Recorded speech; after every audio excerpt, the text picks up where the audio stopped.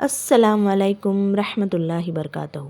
श्रोते हो, माझ्या यापूर्वीच्या व्हिडिओत सांगितल्याप्रमाणे आज खास आपल्यासाठी येरुशलेम स्थित मस्जिद अल अक्साचा इतिहास, महत्त्व व सध्या चाललेल्या इस्रायल पॅलेस्टीन वादात या ऐतिहासिक स्थानाची पार्श्वभूमी यांची मुद्देसूद माहिती घेऊन आली आहे. निश्चितच यूट्यूबवर यावर कित्येक अघळपघळ चर्चा आणि संदर्भासहित अनेक व्हिडिओ उपलब्ध आहेत.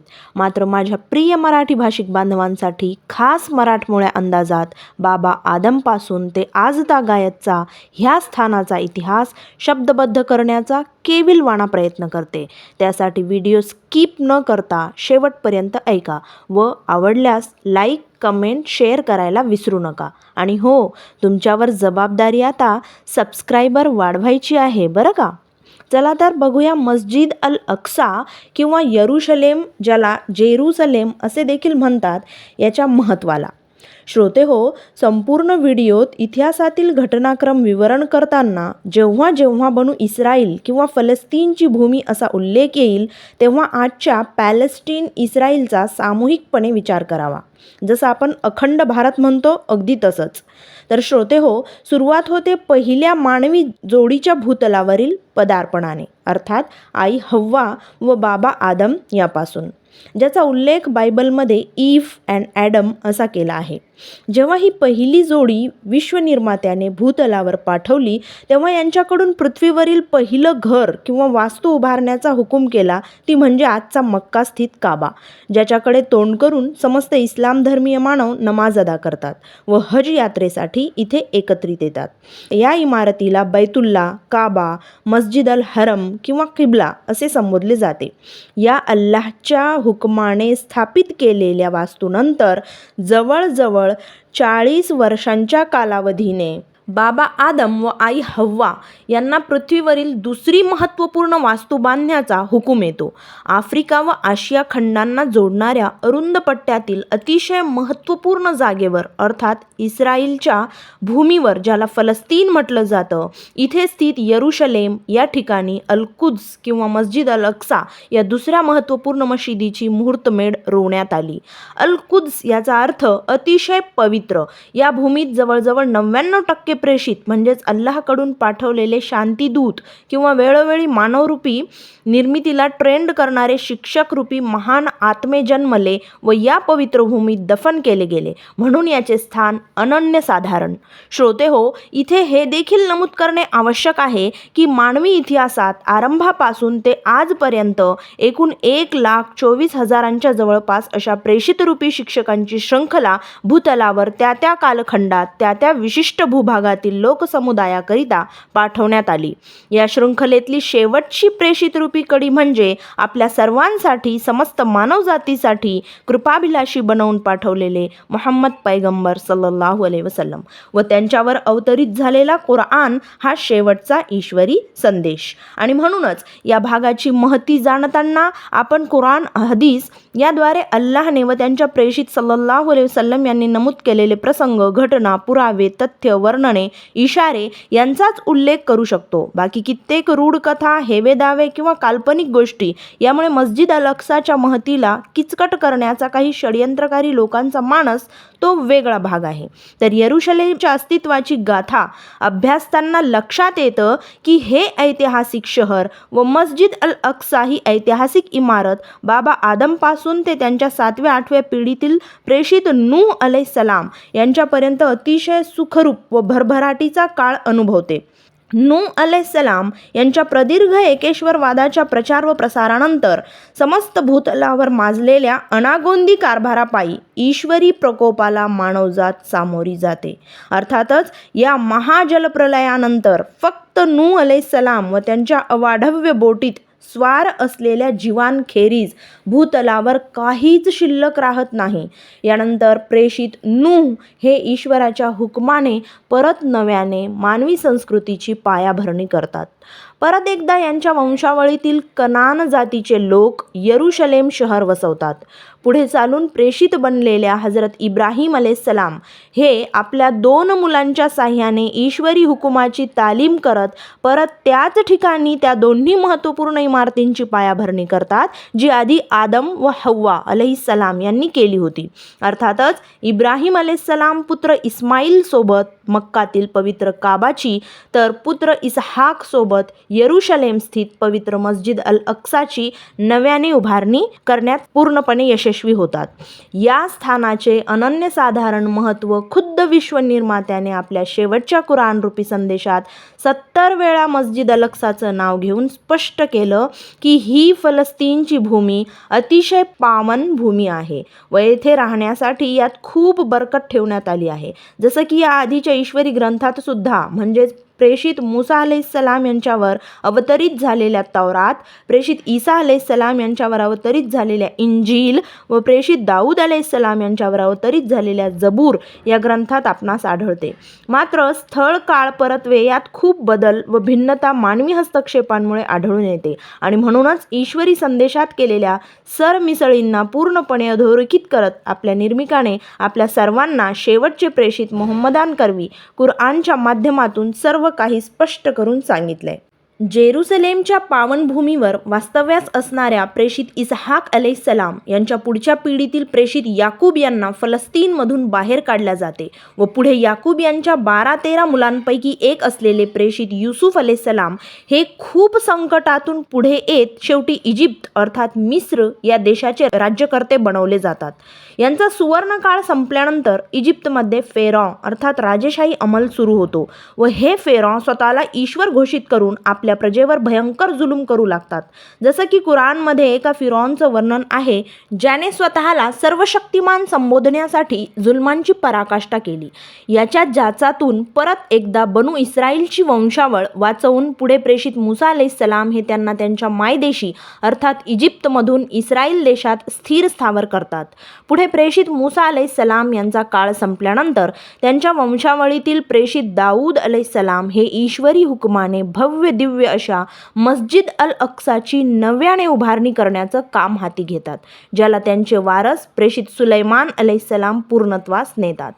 हा काळ मस्जिद अल अक्साच्या कणाकणात तिच्या जगविख्यात असण्याची आणि तिच्या भव्यतेची तसेच सुंदरता व जगाच्या साम्राज्याला एक आणि एकाच केंद्रस्थळावरून चालवण्याची ग्वाही देतो.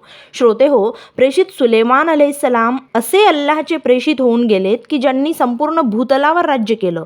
त्यांना न केवळ समस्त मनुष्यांच्या बोलीभाषा अवगत होत्या तर त्यांच्याजवळ अशी काही ईश्वरी देण होती की ते प्राणी, पक्षी, कीटकांची देखील वाणी समजू शकत होते. त्यांच्या सिंहासनासारखं सिंहासन भूतलावर दुसरं कोणी बनवू शकलं नाही. असं म्हटलं जातं की प्रेषित इब्राहिम अलैहिस्सलामचा सदरा, प्रेषित मूसा अलैहिस्सलामची काठी, प्रेषित सुलैमान अलैहिस्सलामची स्वर्गाहून आलेली अंगठी इत्यादी वस्तूंचा खजिना, ज्याला आजचे जीव लोक ताबूत ए सकीना म्हणून संबोधतात, याची हकीकत निश्चितच आपल्या निर्मिकाला चांगल्या प्रकारे माहिती. निश्चितच तो सर्व मूर्त अमूर्त गोष्टी जाणणारा एकमेव सुपर पॉवर आपला पालन करता आहे. सुलेमान अलैहिस्सलामच्या प्रदीर्घ वैभवशाली सुकाळानंतर देखील प्रेषित जकरिया यांच्या काळात सुद्धा मस्जिद अल अक्साची महती व स्थान वाखणण्याजोगं राहिलं. या काळात 4000 कामगार फक्त मस्जिद अल अक्साच्या देखरेखीसाठी व 70 सरदार यांना सूचना करण्यासाठी ठेवण्यात आले होते. अशी ही संपूर्ण जगाची त्या काळची इंटरनॅशनल पार्लियामेंट म्हटली तरी वावगं ठरणार नाही. श्रोते हो, वर उल्लेखिलेल्या प्रेषितांची नावे आपणास नवीन वाटत असतील कारण इस्लामी स्क्रिप्चरपासून एक प्रकारे जगाला फारकत देण्याचं काम काही षड्यंत्रकारी यंत्रणांनी केलं. मात्र तरीही उत्सुकतेने जाणणारे, अंमल करणारे योग्य ज्ञान शोधतातच. तर हीच नावे आपणास ख्रिश्चन किंवा ज्यूइश स्क्रिप्चरमध्ये Moses, David, Abraham, Noah, Solomon, युहन्ना अशी आढळतात. जसं की मी पूर्वी नमूद केलं, यात स्थळ काळ परत्वे मानवी हस्तक्षेपाच्या सरमिसळीमुळे तफावत आढळते. मस्जिद अल अक्साला ज्याप्रमाणे प्रेषित सुलैमान यांनी भव्य दिव्य बनवलं होतं, तिची रोषणाईची आरास, संगमरवरी, सोने, हिरे, जवाहर जडित नि रत्नांची आरास असलेली कलाकुसर शब्दात वर्णन करणे अशक्य. यालाच ज्यूइश स्क्रिप्चरमध्ये हैकल किंवा हैकले सुलेमानी म्हटलं गेलं. अशा या भव्य दिव्य वास्तूला इराकचा राजा बख्तनशर 587 ख्रिस्तपूर्व काळात नेस्तनाबूत करतो. प्रेषित मुसा अलैहिस्सलाम यांच्या अनुयायांना अर्थात त्या काळच्या इस्लाम धर्मियांना अतोनात छळलं जातं. त्यांची तौरियत जाळली जाते, त्यांना अमानवी वागणूक मिळते व त्यांच्याच भूमीतून हद्दपार केलं जातं आणि यरुशलेम शहर पुन्हा एकदा उजाळलं जातं. काही काळानंतर यरुशलेमच्या छळलेल्या जनतेला इराणचा राजा कोरस फलस्तीनवर स्वारी करून त्यांच्या मायदेशी सुखरूप वसवतो. परत एकदा यरुशलेम हे शहर नव्याने नावारूपाला येतं. जणू काही विश्वनिर्मात्याने ह्या भूमीच्या नशिबी असंच नष्ट होणं आणि नव्यानं उभं राहणं लिहिलं असावं. म्हणतात ना, सौ बार चमन उजडा, सौ बार बहार आई, दुनिया की वही रौनक, दिल की अजब तन्हाई. नव्याने दिमाखात उभ्या असलेल्या याच यरुशलेममध्ये आता जन्म होतो मरियम अर्थात प्रेषित ईसा अलैहिस्सलाम यांच्या आईचा. त्यांना त्यांच्या आई वडिलांनी ह्याच मस्जिद अल अक्सा अर्थात अल कुद्सच्या देखरेखीखातर समर्पित केलं होतं. मरियम अलैहिस्सलाम ह्या मस्जिद अल अक्सात एकमेव विश्वनिर्मात्याची आराधना इतक्या लीन होऊन करत की चक्क जन्नतमधल्या फळांची मेजवानी त्यांच्यासाठी भूतलावरील या पवित्र ठिकाणी येत होती. इथेच प्रेषित ईसा अलैहिस्सलाम अर्थात येशूंचा जन्म होतो आणि त्यांच्या क्रुसेडची देखील घटना येथेच घडते. अर्थात मुस्लिम आणि ख्रिश्चन यांच्यात या घटनेला घेऊन दुमत असे आढळते की ख्रिश्चनांची आस्था आहे की येशू हे ईश्वराचे पुत्र होते व त्यांना सुळावर चढवून संपवण्यात आलं, तर मुस्लिमांचा विश्वास शेवटचे प्रेषित मुहम्मद सल्लल्लाहु अलैहि वसल्लम करवी अल्लाहने पाठवलेल्या कुराणमधील वचनावर आहे, ज्यात खुद्द विश्वनिर्मात्याने ह्या साऱ्या घटनेचा सारांश सांगून स्पष्ट केलं की प्रेषित ईसा अलैहिस्सलाम यांना क्रुसिफाय करतेवेळी आसमानात जिवंत उचलून घेण्यात आलं व कयामतच्या आधी ते परत एकदा भूतलावर परत पाठवले जातील. अर्थातच ते आल्याशिवाय कयामत येऊ शकत नाही. या घटनेच्या इतिहासामुळे अल अक्सा ही ख्रिश्चन बांधवांसाठी आध्यात्मिक केंद्र होती. राहिली गोष्ट ज्यू म्हणजेच यहुदी लोकांची, तर ह्यांनी स्वतः त्यांच्यासाठी कृपाभिलाषी बनवून पाठवलेल्या प्रेषित मुसा अलैहिस्सलाम यांना कित्येक वेळा ईश्वरी चमत्काराने सिद्धता मागितली. ईश्वराविषयी साशंकता निर्माण करणारे हे लोक कित्येक वेळा प्रेषित मुसा यांना सुद्धा विचलित करत असत. त्यांनी आपल्या प्रेषितांनी दिलेल्या उपदेशांचा विपर्यास तर केलाच, मात्र आदम अलैहिस्सलाम पासून चालत आलेली प्रेषित रूपी शृंखला ही शेवटचे प्रेषित मुहम्मद सल्लल्लाहु अलैहि वसल्लम यांच्यावर संपणार हे त्यांच्यावर अवतरित झालेल्या तौरात, इंजील, जबूर या ईश्वरी ग्रंथात नमूद असूनही ह्या हेकेखोर लोकांनी वर्तमान व भविष्य सोडून भूतकाळातच जगणं सोपं समजलं. प्रेषित ईसा अलैहिस्सलाम यांच्या पृथ्वीवरून आसमंतात झालेल्या स्थलांतरानंतर 70 वर्षांनी रोमच्या लोकांनी यरुशलेम शहरावर परत हल्ला केला व ह्या ऐतिहासिक महत्त्वपूर्ण धरोहराला परत एकदा नेस्तनाबूत केलं. आता जेव्हा समस्त मानवजातीसाठी कृपाभिलाषी बनवून पाठवलेल्या प्रेषित मुहम्मदांचा सल्लल्लाहु अलैहि वसल्लम यांचा काळ आला, तेव्हा खुद्द समस्त ब्रह्मांडाच्या निर्मिकाने आपल्या या लाडक्या प्रेषिताला चक्क पृथ्वीवरून 7 आसमंत पार करून आपल्या भेटीस बोलावलं. ह्या प्रसंगाला कुराण व हदीसमध्ये मेराजची घटना म्हणून संबोधण्यात आलं आहे. या घटनेचा जो प्रवास आहे तो मक्कापासून ह्या मस्जिद अल अक्सापर्यंत व येथून पुढे आसमंत व ब्रह्मांडातून चक्क अल्लाहच्या दर्शनापर्यंतचा आहे. इथे मस्जिद अल अक्साचं महत्त्व वैशिष्ट्य करण्यासाठीच की काय अल्लाहने प्रथम आपल्या लाडक्या प्रेषितास बुर्राख नावी स्वारीवर स्वार करून न केवळ फलिस्तीनची ही पावन भूमी दाखवली, तर चक्क मनुष्य निर्मितीचा आरंभ बिंदू असलेल्या बाबा आदम ते शेवटच्या प्रेषितापर्यंतचे जवळजवळ 1,24,000 महान आत्मारूपी मानवांचे शिक्षक बनवून पाठवलेले सर्व प्रेषित यांच्या समूहासमोर आपल्या लाडक्या प्रेषिताला उभं करून त्या रात्री अभूतपूर्व अशी नमाज अदा करवून घेतली.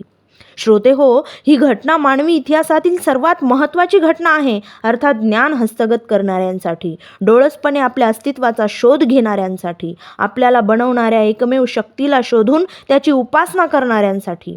हेच महत्त्व जाणून पुढे प्रेषित सल्लल्लाहु अलैहि वसल्लम यांनी आपल्या अनुयायांना पॅलेस्टीनच्या पवित्र भूमीला व मस्जिद अल अक्साला हस्तगत करून तिथे शांती व अमन प्रस्थापित करण्याचा हुकूम दिला. श्रोते हो, इथे हे देखील नमूद करणे आवश्यक आहे की त्या त्या कालखंडात त्या त्या स्थिती परत्वे शिकवण, ईश्वरी संदेश, कायदे, न्याय, व्यवस्था यांची सूत्रबद्ध मांडणी त्या त्या काळातील प्रेषितांकरवी मानवांना दिली जायची. त्यामुळेच मानवी इतिहासात बाबा आदमपासून ते हजरत मुसा अलैहिस्सलामपर्यंतच्या कालखंडात काबा शरीफ अर्थात वर्तमान काळातील मक्का स्थित काबा ही वस्तू इमानवाल्यांचा केंद्र होती. नंतर मुसा अलैहिस्सलामपासून ते ईसा अलैहिस्सलाम अर्थात येशू ख्रिस्तांपर्यंतच्या काळात इमान अर्थात एक ईश्वर मानणाऱ्यांसाठी मस्जिद अल अक्सा हे केंद्र बनवण्यात आलं. अर्थात शेवटचे प्रेषित मोहम्मद सल्लल्लाहु अलैहि वसल्लम हे मक्कातून मदिनाला स्थलांतर केल्यानंतर 1 वर्ष 5.5 महिने याच मस्जिद अल अक्साकडे तोंड करून नमाज पठण करत.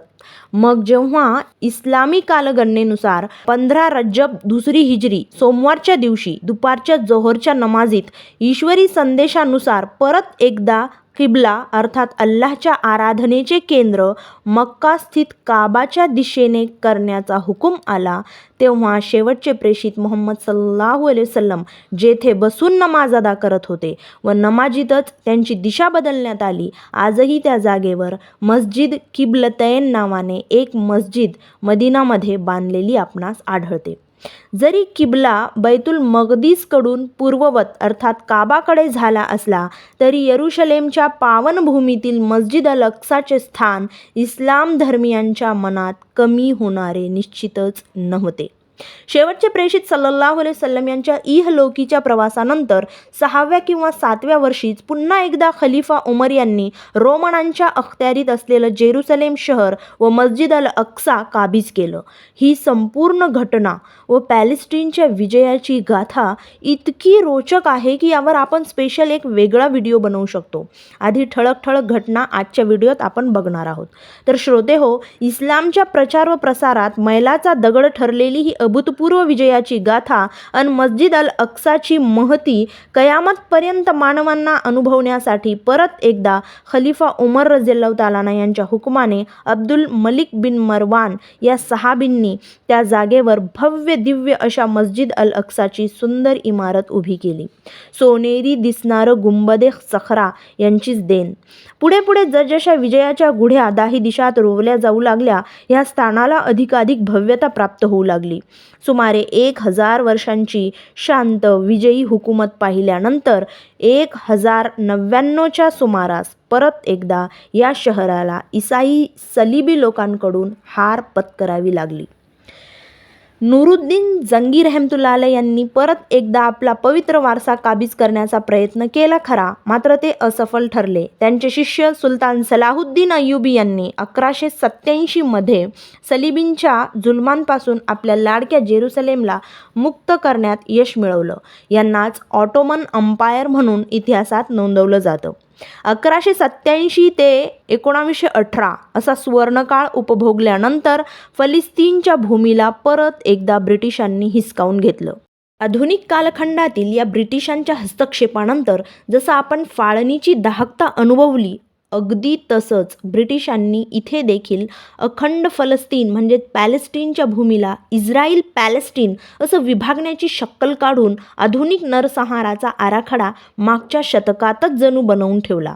दुसऱ्या महायुद्धानंतर जगभरात विखुरलेल्या जीव अर्थात यहुदी लोकांना इथे वसवून त्यांच्यासाठी स्वतंत्र इस्रायल देशाची स्थापना 1948ला करण्यात आली आणि या इस्रायलने पाय पसरत अख्खं पॅलेस्टीन काबीज केलं आणि तिथल्याच लोकांना त्यांच्या धर्तीतून हद्दपार करण्यासाठी अत्याचार, व्याभिचार, दहशत, क्रूरतेची परिसीमा गाठली. गेल्या 70 दशकांपासून न जाणो कितीतरी निरागस निष्पाप जीव प्राणास मुकले. श्रोते हो, अशा प्रकारे मस्जिद अल अक्सा, अल कुद्स किंवा येरुशलेमच्या पावन धर्तीवर हक्क प्रस्थापित करण्यासाठी न जाणो कित्येक निष्पाप जीवांचा बळी गेला. आणि आज तर इस्रायल मानवी इतिहासातील सर्वात भयावह हिंसक क्रूरपणाचं उदाहरण जगासमोर प्रस्थापित करत आहे. एकाच सिद्धांताला मानणारे फक्त वैचारिकदृष्ट्या भरकटले अन मुसाच्या तौरियत व ईसाच्या इंजिलला झुगारून त्यांनी न केवळ त्यात बदल केले तर स्वतःवर अन जगावर एक प्रकारे सत्यापासून विचलित करून असत्य अन कृत्रिमतेच्या फाफट पसाऱ्यात भरकटण्याचे ते साधन बनले. गेल्या 15 दिवसांपासून चाललेली जीवित आणि वित्तहानी तर बघतोयच आपण, आणि पडद्यामागे 70 वर्षांपासून चाललेली क्रूरता त्या एकमेव विधात्यालाच माहिती. शेवटी त्या एकमेव निर्मिकासमोर नतमस्तक होऊन मी एकच दुआ करते की निष्पाप निर्जीव जीवांची होणारी कत्तल थांबव आणि समस्त मानवतेला तुझ्या कृपेने ईर्ष्याविरहित, पापमुक्त, अत्याचारविरहित असं भूतलावरील सुंदर जगणं नशीब कर. चला तर श्रोते हो, ह्या दुवेसह भेटूया पुन्हा एका नवीन विषयासह. तोपर्यंत अल्लाह हाफिज, टेक केअर, गुड बाय, जय महाराष्ट्र.